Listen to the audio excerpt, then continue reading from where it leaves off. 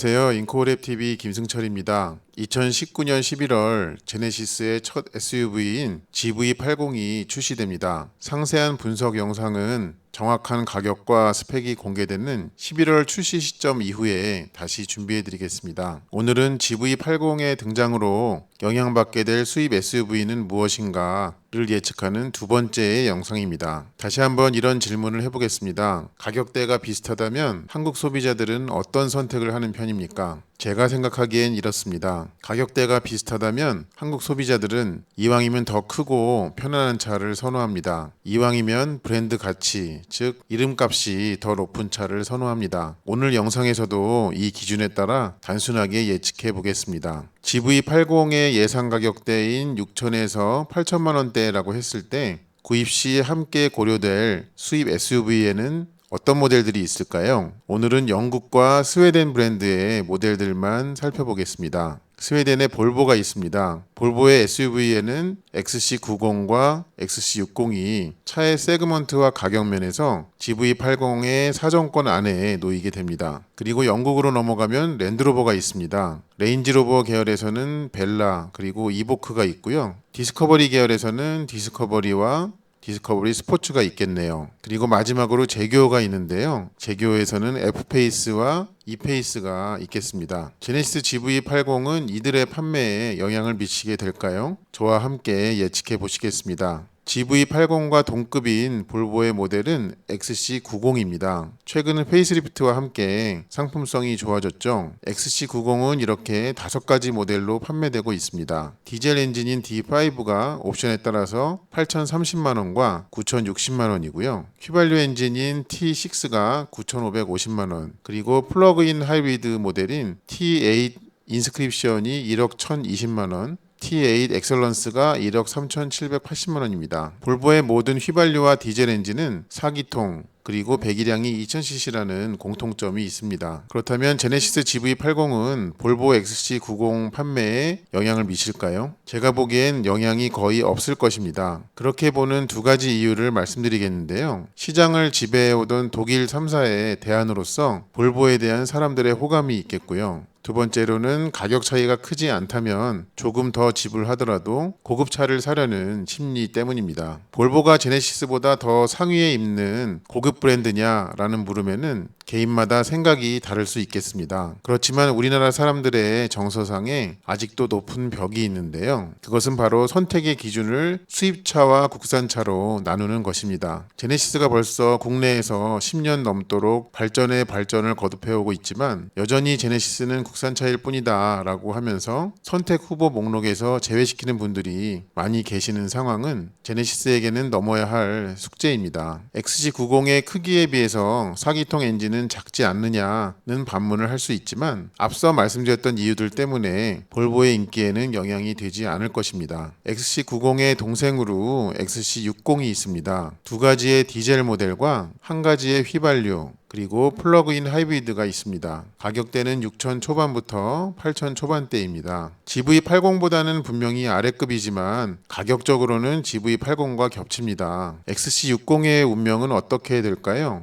XC60은 꽤 영향을 받을 것입니다. 1편 영상에서 소개드렸던 벤츠 GLC나 BMW X3가 겪게 될 어려움과 동일한 양상이 펼쳐질 것으로 예상됩니다. XC60이 영향을 받게 될 이유는 첫 번째로 GV80보다는 체급이 아래일 뿐만 아니라 두 번째로 차의 크기, 7인승의 공간, 성능, 편의장비 면에서 비교가 되지 않을 것이기 때문입니다. 그러나 큰 차를 반기지 않으시는 분들은 GV80의 크기를 부담스러워해서 선택하지 않을 가능성 또한 남아 있습니다. 이번에는 영국으로 넘어가 보겠습니다. 전 세계적으로 많은 인기를 누리고 있는 디스커버리와 레인지로버 패밀리를 생각해 보겠습니다. 디스커버리는 4기통과 6기통 디젤 모델을 판매하고 있습니다. 가격대는 8천만 원부터 시작을 하고 1억 950만 원까지 이릅니다. GV80은 디스커버리의 판매에 영향을 미칠까요? 제가 보기에는 영향이 거의 없을 것입니다. 그렇게 생각하는 이유는 디스커버리에는 상위 브랜드인 레인지로버의 디자인 요소와 사양들이 대거 적용되어 있습니다. 따라서 디스커버리는 가격이 낮아진 레인지로버로 인식되는 경우가 많기 때문에 디스커버리의 인기는 여전히 유지될 것입니다. 디스커버리의 아래에는 디스커버리 스포츠가 있습니다. 국내에 판매되는 디스커버리 스포츠는 150마력 또는 180마력을 내는 4기통 디젤 엔진 모델이 판매되고 있고요. 가격대는 5,940만원부터 7,180만원까지입니다. GV80이 나오면 디스커버리 스포츠는 어떻게 될까요? 의외로 디스커버리 스포츠도 영향을 받지 않을 것 같습니다.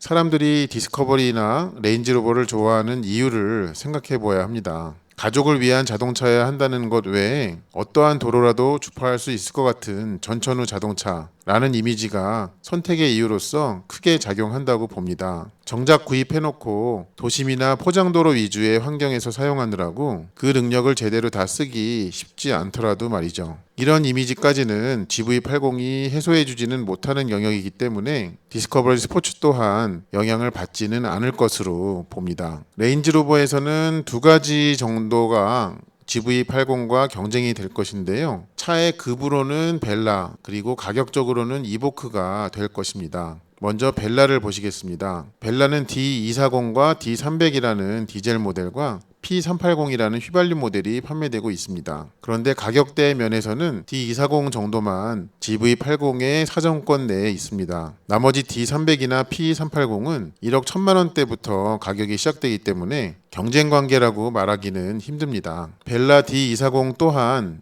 GV80의 등장으로 영향을 받지는 않을 것으로 보입니다. 이유는 간단합니다. SUV 중에서는 벤츠 GLE나 BMW X5보다 위치가 높은 엄연한 레인지로버이기 때문에 그렇습니다. 레인지로버에서 가장 소형인 이보크가 있습니다.